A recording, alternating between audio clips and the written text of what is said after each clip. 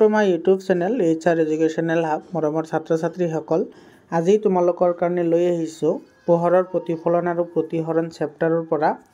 আহিব পৰা সকলোবোৰ গাণিতিক সমস্যা এনেকুৱা ধৰণৰ প্ৰশ্ন এবাৰ তোমালোকৰ মেট্ৰিক পৰীক্ষাত অহাৰ বহুত চান্স আছে।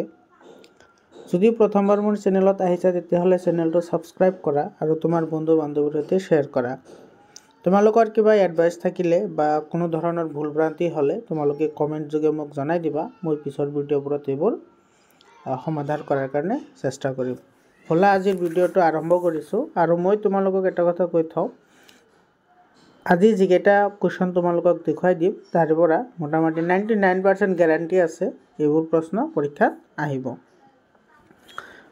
আৰম্ভ কৰিছোঁ আজিৰ ভিডিঅ'টো চোৱা। এইটো তোমালোকৰ কিতাপৰ পেজ নম্বৰ 170 আছে, এক্সাম্পলটো 1-2 হয়। বাহন এখনৰ পিছলৈ চোৱা, উত্তল দাপোন এখনৰ ভাঁজ ব্যাসাৰ্ধ হৈছে 3 মিটাৰ। দাপোনখনৰ পৰা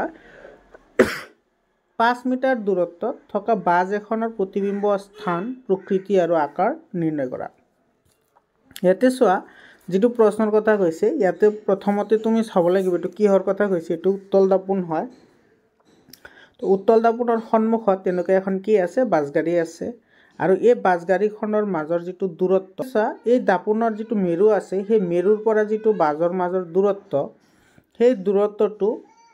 কিমান দিয়া আছে, 5 মিটাৰ দিয়া আছে।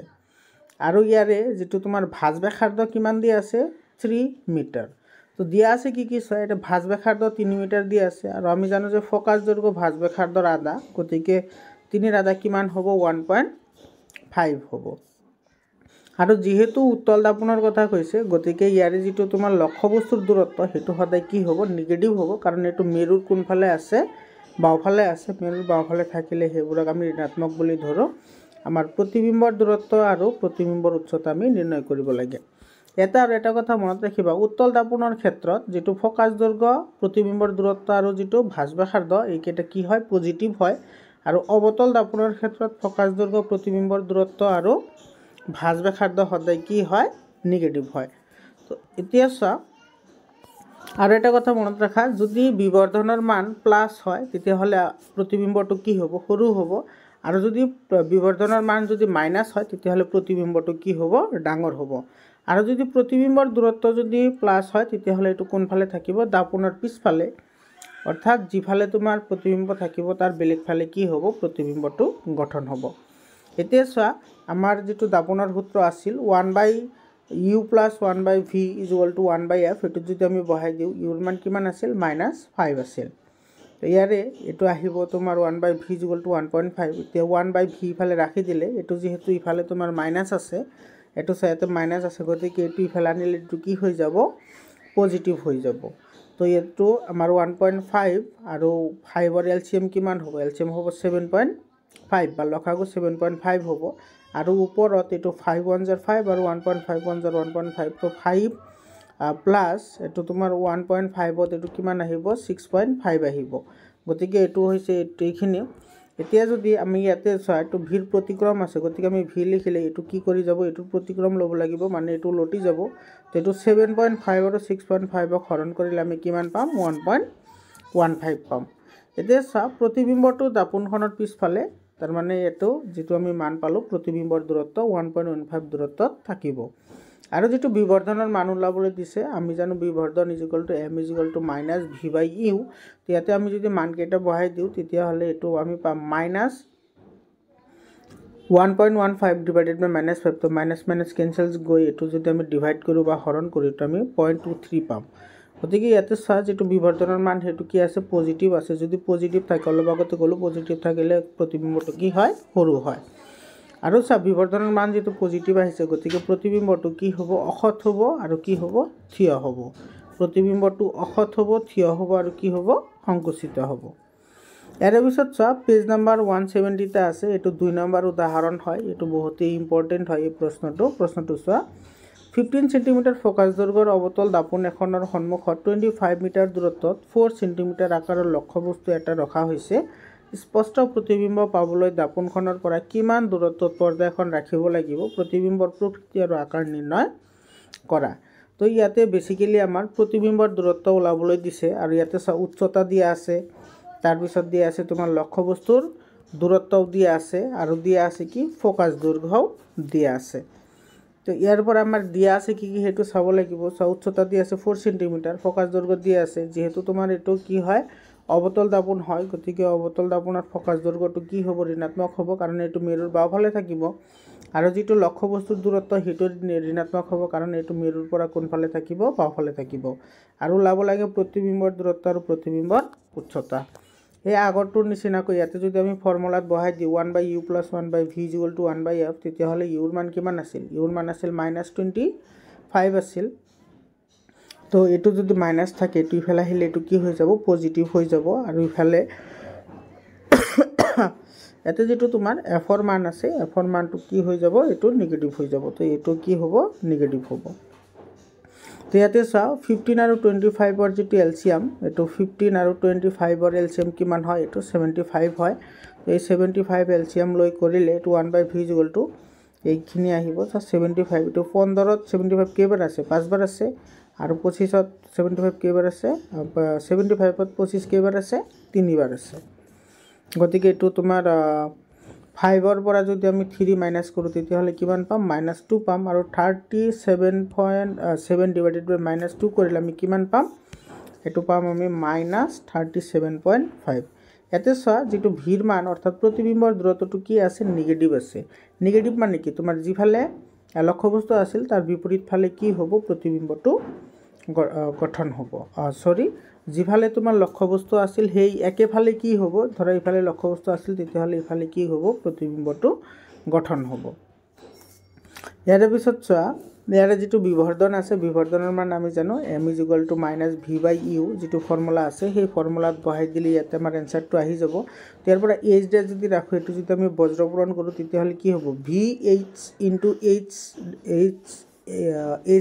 h গতিকে তোমাৰ এটো h ড্যাশ ইফালে ৰাখি দিলে এটো কি হ'ব vh/u হ'ব এখানে ইয়াতে মানকেটা বহাই দিয়া মানকেটা বহাই দিলে তুমি প্ৰতিবিম্বৰ উচ্চতা কিমান পাবা -6 সেমি তো প্ৰতিবিম্বৰ উচ্চতা পালো আমি -6 সেমি যেহেতু তোমাৰ এটো প্ৰতিবিম্বৰ উচ্চতা নেগেটিভ আছে আৰু ভিৰ মানো কি আছে নেগেটিভ আছে গতিকে প্ৰতিবিম্বটো হট হ'ব আৰু হট হলে উল্টা হয় আৰু বিবৰ্ধনৰ মান কি আহিছে এটো নেগেটিভ আছে তো বিবৰ্ধনৰ মান নেগেটিভ আহিলে কি হয় বিবৰ্ধিত হয় অলপ আগতে কৈ আহিছো এতিয়া সব পেজ নম্বৰ 171 ত যেটো কোৱেশ্চন নম্বৰ 2 আছে সেই কোৱেশ্চন নম্বৰ 2 টো বহুত দৰকাৰী হৈছে অবতল দাপন এখনে ইয়াৰ সন্মুখত 10 সেমি দূৰত্বত থকা বস্তু এটাৰ 3 গুণে বিবৰ্ধিত হট প্ৰতিবিম্ব গঠন কৰে প্ৰতিবিম্বটোৰ অৱস্থান কি হ'ব অৰ্থাৎ আমাৰ প্ৰতিবিম্বৰ যেটো দূৰত্ব অৰ্থাৎ ভিৰ মানটো আমি ইয়াৰ পৰা ক্যালকুলেট কৰিব লাগে এতিয়া সব বিবৰ্ধনৰ মান দিয়া আছে কিমান -3 বিবৰ্ধনৰ মান কিমান দিয়া আছে -3 দিয়া আছে তো মাইনাস কিয় হল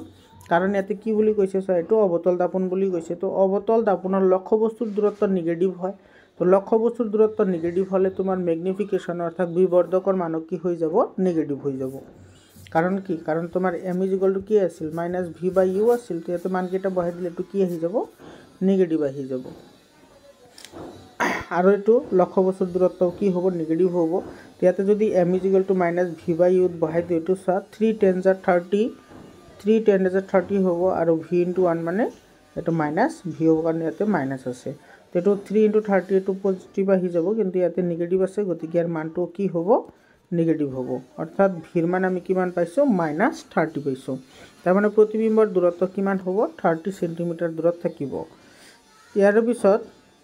পেজ নম্বৰ 176 ত এটো তোমাৰ প্ৰতিহৰণাঙ্কৰ ওপৰত এটা প্ৰশ্ন এই প্ৰশ্নটো বহুত পৰীক্ষাত আহিছে যে প্ৰি টেষ্টৰ যিবোৰ এক্সাম হৈছে সেই এক্সামত এই প্ৰশ্নটো বহুতবাৰ আহিছে গতিকে তোমালোকে যদি আগৰ ভিডিওবোৰ চোৱা নাই তেতিয়া হলে তোমালোকে ভিডিওবোৰ চাই লবা মোৰ এটো প্লেলিস্ট বনোৱা আছে ক্লাছ 10 সায়েন্স বুলি পোহৰ বাহিৰ পৰা 1.5 প্ৰতিহৰণাঙ্ক কাচৰ মাধ্যমলৈ প্ৰৱেশ কৰিছে কাচত পোহৰৰ দ্ৰুতি কিমান হ'ব শূন্যত পোহৰৰ দ্ৰুতি 3 × 10⁻³ মিটাৰ per সেকেন্ড এতিয়া চোৱা যেটো কাচৰ প্ৰতিহৰণাঙ্ক দিয়া আছে 1.5 দিয়া আছে আমি জানো প্ৰতিহৰণাঙ্ক হৈছে শূন্যত পোহৰৰ দ্ৰুতি আৰু কোনো বস্তুৰ মাজেৰে পাৰ হোৱা পোহৰৰ দ্ৰুতিৰ অনুপাতকে কি বুলি কোৱা হয় প্ৰতিহৰণাঙ্ক বুলি কোৱা হয় তো এটা আমি লিখিছো হেতু চোৱা শূন্যত পোহৰৰ দ্ৰুতি ডিভাইডেড বাই কাচত পোহৰৰ দ্ৰুতি এটো 1.50 দিয়া আছে এতিয়া বায়ুত পোহৰৰ দ্ৰুতি দিয়া আছে কিমান 3 × 10⁸ আৰু কাচত পোহৰৰ দ্ৰুতি ইফালে যদি বজ্ৰপূৰণ কৰো তেতিয়া হলে আমি এইখিনি পাম বজ্ৰপূৰণ কৰিলে আমি পাম কাছত পোহৰৰ দূৰত্ব ইজ ইকুৱেল টু 3 × 10⁻⁵ এতিয়া চোৱা ইয়াতে তোমাৰ যিহেতু তোমাৰ 1.5 আছে তো ইয়াৰ পৰা যদি আমি যদি 1.5 ৰ পৰা যদি আমি পইণ্টটো গুচাব লাগে তো কি কৰিব লাগিব 10 এৰে মাল্টিপ্লাই কৰিব লাগিব তো 10 এৰে মাল্টিপ্লাই কৰিলে এটো কি আহি যাব 15 আহি যাব তো 15 * 50 আৰু 15 * 15 * 0 কিমান হৈ যাব 30 যাব অৰ্থাৎ এটোৰ মান আমি কিমান পাম 2 × 10⁸ মিটাৰ/সেকেন্ড এটো হল ইয়াৰ উত্তৰ ইয়াৰে পিছত চোৱা পেজ নাম্বাৰ 182 পেজত আছে চোৱা এটো লেন্সৰ হয় 2 মিটাৰ উচ্চতাৰ বস্তু এটা 10 সেন্টিমিটাৰ ফোকাস দৈৰ্ঘ্যৰ উত্তৰ লেন্স এখনৰ মুখ্য অক্ষ লম্বভাৱে ৰখা হ'ল লেন্সৰ পৰা লক্ষ্য বস্তুৰ দূৰত্ব 15 সেন্টিমিটাৰ প্ৰতিবিম্বৰ প্ৰকৃতি অৱস্থান আৰু আকাৰ নিৰ্ণয় কৰা তো ইয়াৰে যেটো সলিউশন হ'ব এই সলিউশনটো হ'ব চোৱা এনে ধৰণৰ এই সলিউশনটো তোমালোকে চোৱা এটো একেবাৰে ইজি হয় এইবোৰ সলিউশন